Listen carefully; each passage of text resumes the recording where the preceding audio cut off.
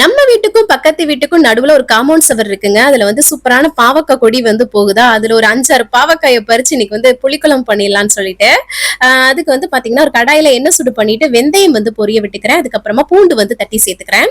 அது கூடவே வந்து பாத்தீங்கன்னா தக்காளி, பச்சை மிளகாய், கருவேப்பிலை, வெங்காயம், அதுக்கப்புறமா பாவக்காய் வந்து சுத்தம் பண்ணிட்டு சின்ன சின்ன பீஸா கட் பண்ணி எடுத்திருக்கேன். அதையும் சேர்த்து நல்லா சுருள சுருள மொத்தமா வந்து வதக்கி எடுத்துக்கலாம். ஏன்னா பாவக்காய் வதங்க கொஞ்சம் டைம் எடுக்கும் இல்லையா, இது கூட மொத்தமா சேர்த்துட்டோம்னா ரொம்ப சிம்பிளா வேலையும் முடிஞ்சிடும், டேஸ்டும் ரொம்ப நல்லா இருக்கும். இந்த அளவுக்கு நல்ல சுருள சுருள வதங்கினதுக்கு அப்புறமா இதுல வந்து மசாலா சேர்த்துக்கலாம். மிளகாய் தூள், மல்லித்தூள், மஞ்சள் தூள் வந்து சேர்த்திருக்கேன். அவ்வளவுதான். இதையும் சுருள சுருள நல்லா வதக்கி விட்டுக்கலாம். நீங்க வீட்டுல வச்ச குழம்பு மிளகாய் தூள் மட்டுமே வந்து சேர்க்கலாம்.